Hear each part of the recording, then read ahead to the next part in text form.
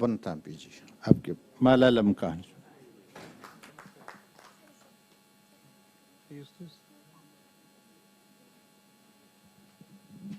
Namaste. I present the English translation of my short story, Prison in the Sky, originally written in Malayalam, my mother tongue. Prison in the Sky. How will Mo feel? How can I bear to look into her eyes? Snehabalan, whose name means one who protects everyone with love and compassion, felt a surge of anxiety as his mother's helpless visage, filled with compassion and care, flashed before his eyes. Under the weight of humiliation and haunted by the image of those elderly eyes which peered in the depths of his soul, Snehabalan's head bowed down.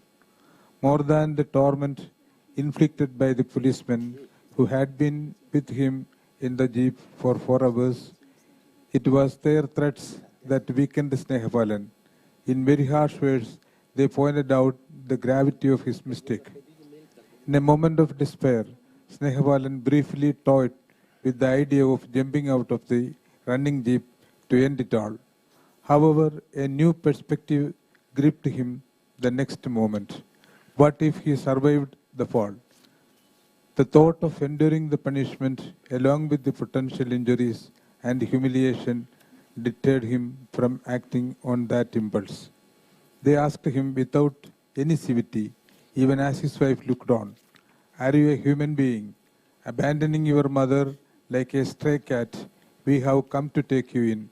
Come quickly," they insisted. Feeling lost and unsure of what to do next, Snehabalan stood there for a moment, and then he heard his wife cries. He bettered himself for not considering the option of jumping off the balcony when he had briefly gone inside to change his clothes. He avoided looking at his wife's face as he left the flat with the policeman, and he didn't meet the gaze of any of the concerned neighbors who had rushed to the place. Trying in vain to justify himself, he believed they had all contributed to this situation.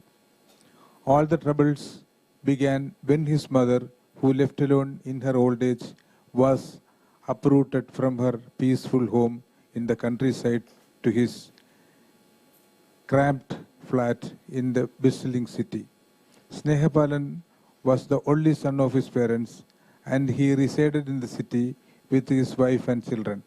His mother lived in the ancestral house in the village with his father. But after his dad's passing, mother became lonely and there was no one to care for her during her old age.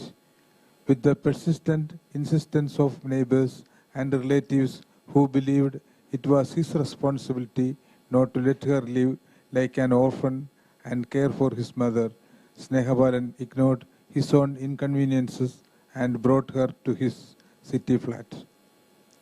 The congested flat became a sort of a prison in the sky for the Snehabalan's mother.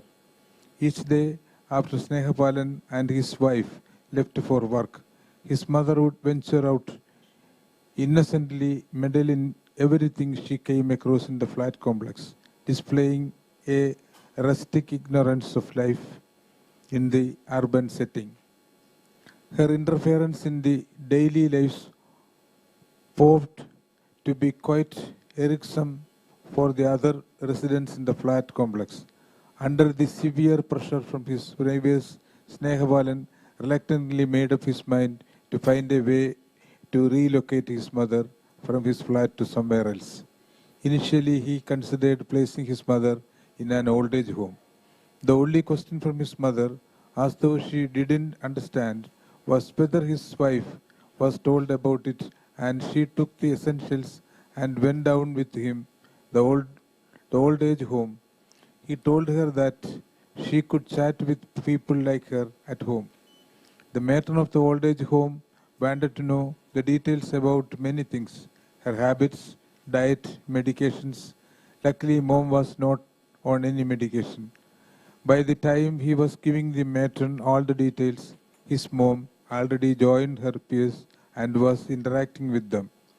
When he returned to the flat without his mom, he was visibly upset with his wife.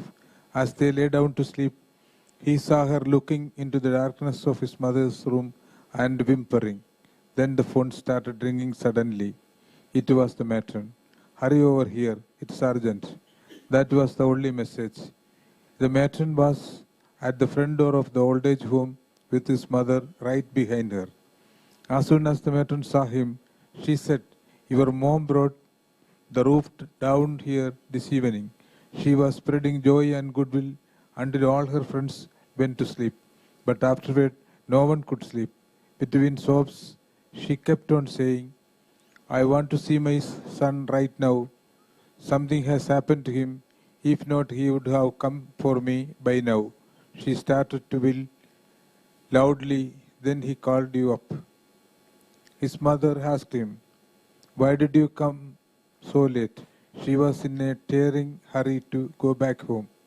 On the ride back to the flat, the mom had only one thing to say. "All the inmates out there want to see their own children and grandchildren. They desperately want to live with their family."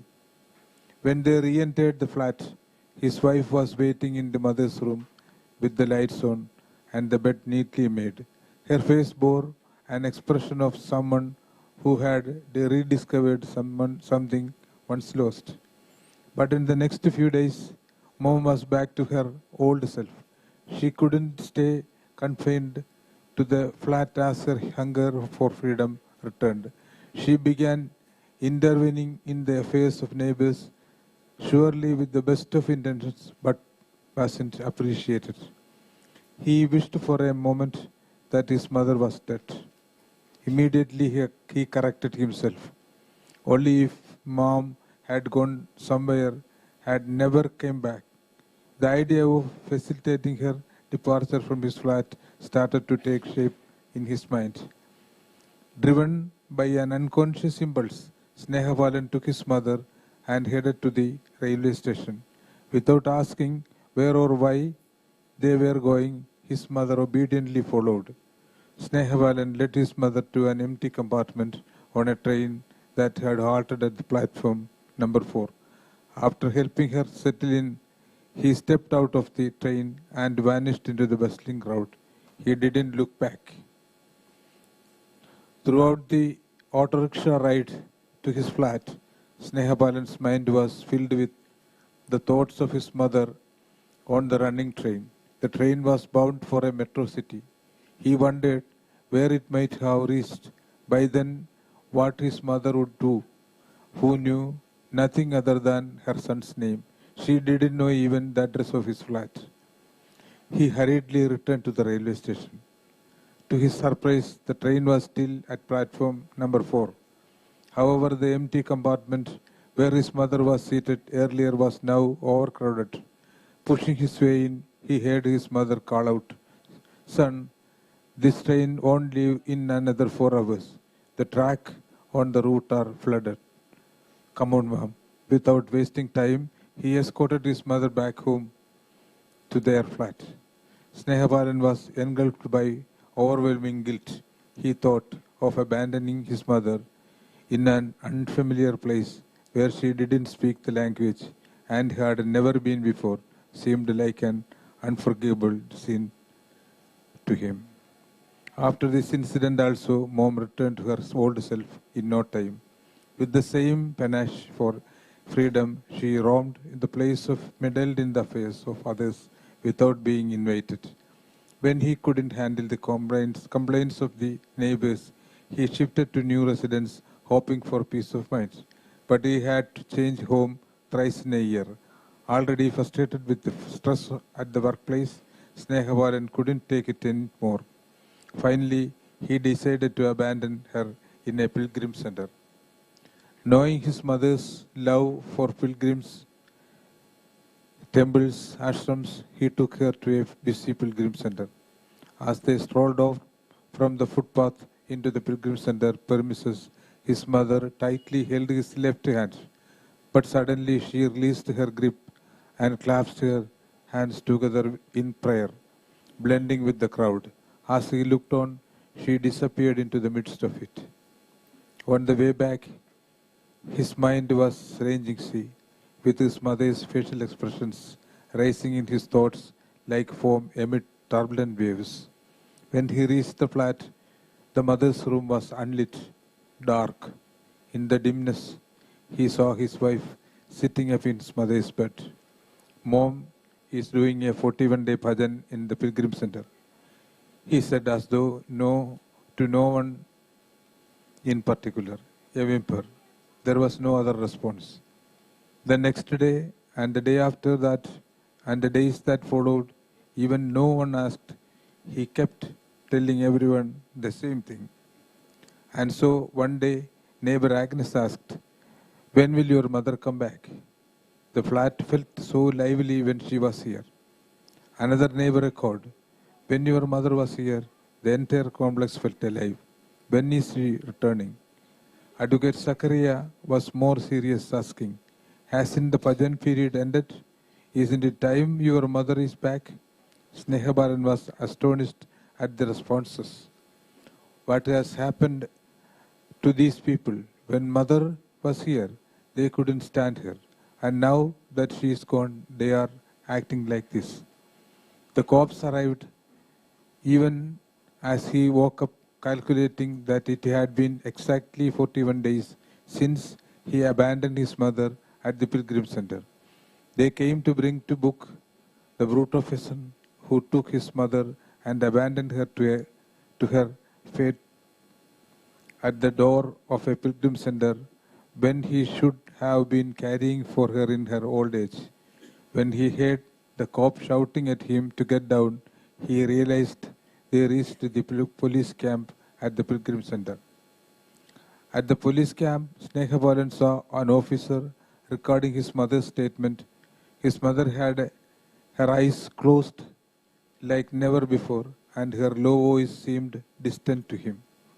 The policeman who brought him to the station whispered something to the officer, who turned around angrily and thundered, "Who the hell named you, Snehabalan? Abandoning your mother is your idea of love and care?" But then his mother opened her eyes as she sensed Snehabalan's presence. She looked at the officer's face and spoke firmly. "I named him Snehabalan. My son realized my desire and took so much trouble to bring me to the pilgrim center to spend 41 days in bhajan because he loves me." Hearing this, the officer was momentarily stunned and he was unable to rein in his anger. "Hey, old woman, didn't you say your son left you here and that you didn't see him after that?" "Yes, what is wrong with that? He brought me here and left. Doesn't he have a wife, a job and children? My bhajan period is 41 days. Now that it is finished, he is back." The officer was not willing to let go. "Didn't he take you to an old age home before this?" "Yes, didn't I tell you so?" "He did, so that I can interact with my peers." "Or didn't he ran away after abandoning you on a train?"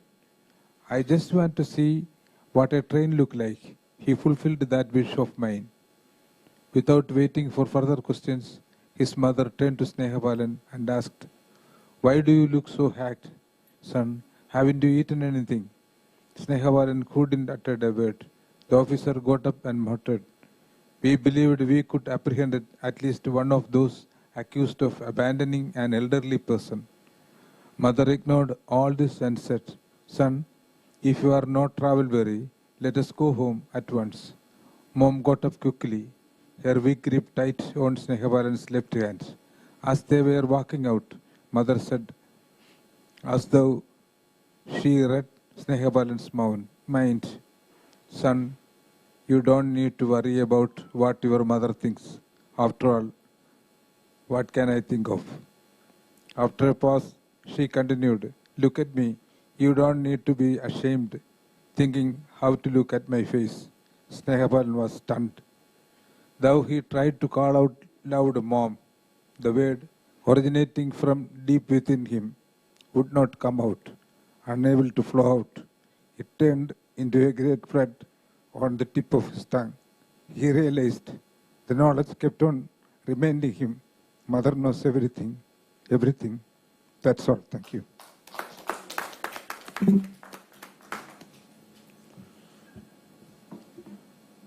Thank you, Thampiji. Your voice was choked to the end. That only proves that your involvement with the story. But I think it was not audible to all my friends. But this is why this is regarding